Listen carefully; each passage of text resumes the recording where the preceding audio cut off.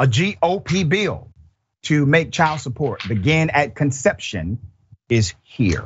Let me give you the background. Let's put up the two senators sponsoring this bill. Senators Marco Rubio and Kevin Cramer, both Republicans, introduced last Wednesday a bill that would allow mothers to collect child support beginning at conception. The bill would amend the Social Security Act. I'm going to get into that. To ensure that child support for unborn children, that's the wording, is collected and distributed under the Child Support Enforcement Program. Under the bill, mothers would be able to request child support from the month of conception onward, but would not be required to do so. There's more. Mothers would also be able to choose whether to collect child support payments retroactively through the month of conception, including if paternity is only established after the birth of the child. Now, I said this, listen, I don't believe that life in the sense of a person begins at conception. I don't. Now, if you do believe that, then you got to go all the way. You have to make sure child support begins at conception. Why make it optional? Make it mandatory. You have to now mandate insurance companies to insure fetuses, and you can no longer, let's say, deport an undocumented woman who's pregnant because she's carrying an American citizen. Let's go ahead and go all the way with the legislation.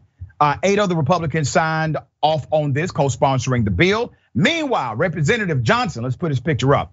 Mike Johnson, okay, introduced what's called partner legislation to the Unborn Child Support Act in the House.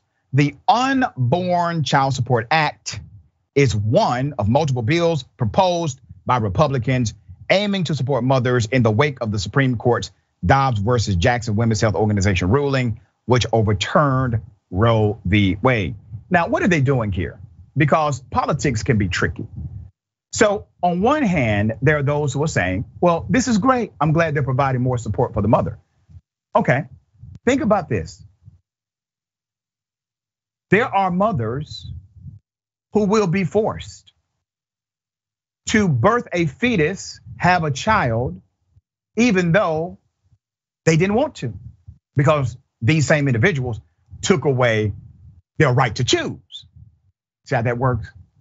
So politically, they're doing this public relations dynamic to say, oh, but look at how we care about women here. That's to get you distracted from what they have done. What have they done? They have taken away a fundamental right for a woman in this entire country. Let's not forget about the 10-year-old who they said should be forced to have the child of her molester. That's child abuse. That's not only mental child abuse, that's physical child abuse. By way of law, a 10-year-old having her body ripped apart is sensible. That's child abuse. They're okay with it. So the same people that have authored this legislation are the same people who are okay with abusing a 10-year-old girl. Don't ever forget that part. It's important. There's more. Additionally, Rubio introduced another bill, the Standing with Moms Act. You see what they're doing? It's PR here. So the Standing with Moms Act, as part of the pro-life, pro-family framework. The framework includes proposals to expand the child tax credit, provide additional funding to the Special Supplemental Nutrition Program for women, infants, and children, that's WIC, and make the adoption credit fully refundable, among other things. They were waiting for this. You realize they could have done all of this without Roe v. Wade being overturned. You do realize that. They were waiting for this in order to bring the legislation that they're bringing now to make it seem more digestible. Adrian, do you see it differently than I do? Yeah, it seems that their hopeful goal is to implicitly set up some kind of federal legislation that acknowledges that conception is the point of personhood.